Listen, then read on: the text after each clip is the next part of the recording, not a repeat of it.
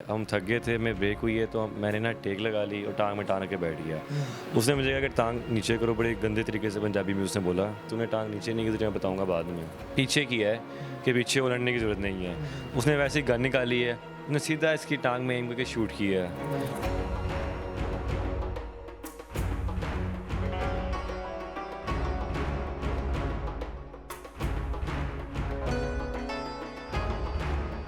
अस्सलाम वालेकुम नाज़रीन, डिजिटल रंग के प्लेटफॉर्म से शुएब हसन आपसे मुखातिब है। नाज़रीन, मेरे साथ मौजूद हैं दो भाई। ये दोनों स्टूडेंट्स हैं और इनके जहन में ख्याल आता है कि क्यों ना कोई छोटा मोटा जॉब करके अपने लिए अर्निंग की जाए, और ये कॉल सेंटर को ज्वाइन करते हैं। पहले ही दिन में कॉल सेंटर में जब ये जाते हैं तो वहाँ किसी एम्प्लॉय के साथ इनका झगड़ा होता है और वो छोटी सी बात पर इन दोनों भाइयों पर फायरिंग खोल देता है। क्या मामलात रहते हैं, किस तरह से ये फायरिंग तक बात जाती है, इनसे जानते हैं। अस्सलाम वालेकुम। वालेकुम सलाम। क्या नाम है आपका? अब्दुल्ला खान।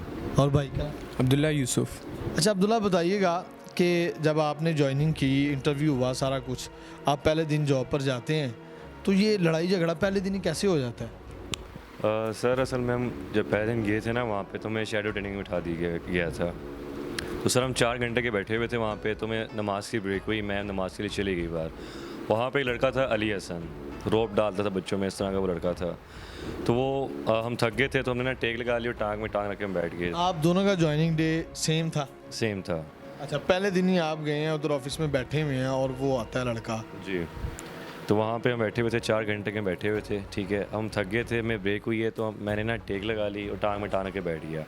उसने मुझे कहा कि टांग नीचे करो, बड़े गंदे तरीके से पंजाबी में उसने बोला। तो मैंने उसको बोला यार मेरी टांग में ना फ्रैक्चर हुआ था, तो उसकी वजह से मुझे थोड़ी सी पेन हो रही है, इसलिए मैंने टांग ऊपर की है। तो मैं इतनी देर तक दोनों टांगों में वजन नहीं दे सकता।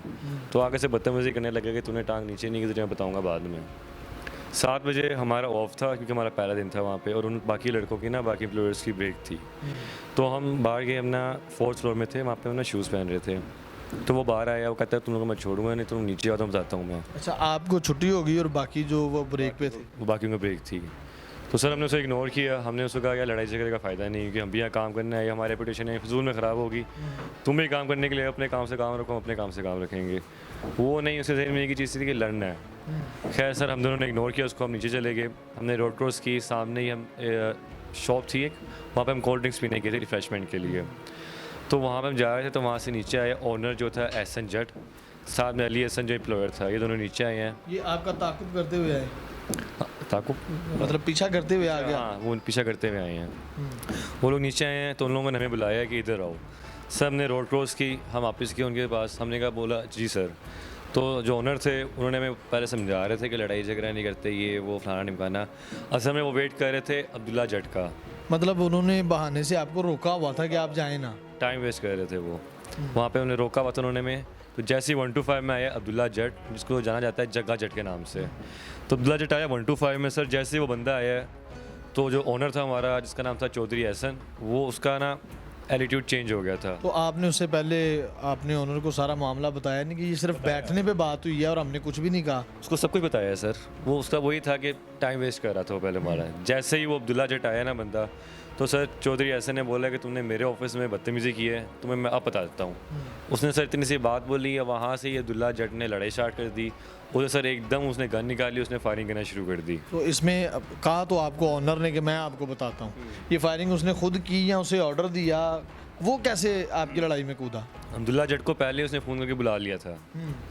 तो जैसे अब्दुल्ला जट आया वैसे ही उसका एटीट्यूड चेंज हुआ है, और जैसे ही उसने बोला है कि तुम्हें मैं अब बताता हूँ चौधरी एहसन ने, वैसे ही अब्दुल्ला जट ने फाइट स्टार्ट कर दी। और उसने एकदम से पिस्टल निकाला है। और पहले हाथापाई हुई है आपके दरमियान? भाई सर बिल्कुल भी नहीं, वो असल में हमारी तरफ आया है हमें मारने के लिए, ठीक है, एकदम इसकी तरफ आया था। उसको हमने पीछे किया है कि पीछे उलटने की ज़रूरत नहीं है। उसने वैसे ही गन निकाली है, उसने सीधा इसकी टांग में एम करके शूट किया है। तब तक मैं डील कर रहा था अली हसन को, जो कि एम्प्लॉयर था वहाँ पे, जिससे बात शुरू होती है? जिससे बात शुरू होती है। तो सर उसने मेरी तरफ एम किया, मेरी कमर में शूट करने के लिए। वहाँ से अब्दुल्ला को लगा कि ये कहीं मेरे कज़न को मार ना दे गोली। तो ये इसको हालांकि गोली लगी हुई थी, ये फिर से भागता हुआ आया है। तो सर वहाँ से उसने फिर से इसको गोली मार दी, इसकी टांग में ही दूसरी गोली इसको मारी है। तो सर वहाँ पे फिर मेरी तरफ आया, उसने मेरी कन पट्टी में गोली रखी है। तब मैं डील कर रहा था उसके अली हसन के साथ। तो सर वहाँ पे गुजरती सिक्योरिटी गार्ड ने उसका हाथ ऊपर कर दिया, तो उसकी गन ऊपर चली गई, तो मेरे यहाँ से तकरीबन गुजरी उसकी गन। इतने लड़ाई के दौरान इर्द गिर्द लोग होते हैं, इकट्ठा हो जाते हैं, कोई सारे मामला नहीं हुआ? लोग सारे डर गए थे, लोग सारे अपनी जान बचा रहे थे क्योंकि जो अब्दुल्ला जट था वो पागलों की तरह फायरिंग कर रहा था। ठीक। लोग दुकानों के अंदर चले गए, कुछ भाग रहे थे इधर उधर, सारे भाग रहे थे। तो सर फिर एक दफ़ा उसने मेरे सर में गोली मारने की कोशिश की लेकिन कुदरती बच गया मैं। उसके बाद सर उसने मेरे बैक में मारने की कोशिश की। वहाँ पे ये अब्दुल्ला आया जब से 2 गोलियाँ लगी हुई थी।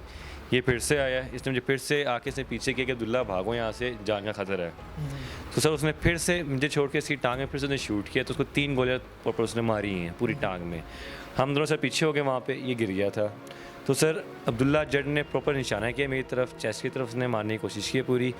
तो उसका निशाना मतलब कि सिक्योरिटी गार्ड ने उसका हाथ आगे पीछे कर दिया, तो गोली लगी मेरी टांग में। उसने सिक्योरिटी गार्ड को कुछ नहीं कहा? नहीं, वो हमारे पीछे पड़ा हुआ था। अच्छा। वो हमें मारने ही कर रहा था। तो सर वहाँ से फिर चौधरी ऐसा ने कहा कि बाइक निकालो, मामला ख़राब हो गया। वहाँ से अब्दुल्ला जट ने बाइक निकाली है और उसने गोली दे दी अली हसन को। अली हसन ने मेरे ऊपर 3 फायर किए वहाँ पे, उनमें से मुझे उसका फायर नहीं लगा, वो फायर मेरे पास से इधर उधर से साइडों से चला गया। वहाँ से सर एहसन चौधरी ने अली हसन को बिठाया बाइक में, जो कि बाइक अब्दुल्ला जट पहले की लेके आया था, बाइक स्टार्ट थी। तो अली हसन बाइक में बैठा है, उसको चौधरी एहसन ने बिठाया बाइक में, बोला कि भागो यहाँ से, मामला ख़राब हो गया, पुलिस आ जाएगी। तो वहाँ से दोनों बाइक में फ़रार हो गए और हम दोनों नीचे गिरे हुए थे। तो हम साइड में जाके बैठ गए कि हमारी ब्लीडिंग बहुत ज़्यादा हो रही थी। तो इसी मौके में सर जो चौधरी एहसन था ना, उसने अपना ऑफिस वगैरह लॉक किया और वो भाग गया। तो आपने मुझे बताइएगा भैया कि पुलिस वगैरह में कोई रिपोर्ट वगैरह करवाई है या आपके घर वाले इन्वॉल्व होते हैं, तो फिर उसके बाद मैटर किस तरफ जाता है? बिस्मिल्लाहिर्रहमानिर्रहीम।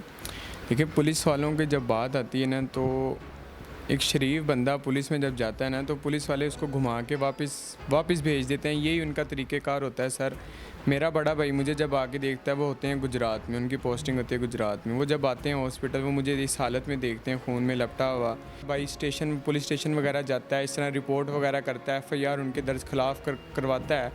तो सर रात को 4 बजे आता है, सुबह उठ के उसको ये खबर मिल रही होती है कि वो जो अब्दुल्ला जट लड़का है वो 21 तारीख तक बुरी ज़मानत लेके फ़रार हो चुका है। बहरहाल यही है कि अब थोड़ा पुलिस ने कोऑपरेट करना शुरू किया है। सब इंस्पेक्टर हैं एक हमारे साथ, उन्होंने कोऑपरेट करना शुरू किया है। उस लड़के के घर, अब्दुल्ला जट के घर, रेड डाली है। सर उनका ये हालात हैं कि उनके पास पंखा तक चलाने के पैसे नहीं हैं, बिजली सेव कर रहे हैं। माँ बहनों वाला उसका घर रहा बंदे का, वो है ही कुत्ता। सर किसी वकीलों का मुंशी बंदा है वो उसको इतनी छूट मिली है वकीलों से कि वकील उसको कहते हैं कि तूने जहाँ क्राइम करना, जहाँ बदमाशी करनी है कर, हम तेरे पीछे आएंगे। तो उसके जो अब्दुल्ला जट है उसके घर वालों का क्या मौक़िफ़ है जब पुलिस जाती है? तो सर उनका ये मौक़िफ़ है, आगे से जब हम रेड करते हैं, पुलिस वाले जब उनके घर रेड करते हैं, तो उसका बाप है, उसकी इतनी दाढ़ी है सफ़ेद, माँ बहनों वाला उसका घर है, और वो आगे से कहते हैं कि वो तो हफ्ते से आया नहीं घर। और जब पता लगता है पुलिस के, जब ट्रेस वगैरह करते हैं नंबर, तो वो पता लग रहा है कि किसी गांव वगैरह में भागा हुआ है आजकल। तो जो ऑनर है कॉल सेंटर का, उस पर आपने कोई FIR नहीं कटवाई, वो किधर है अब?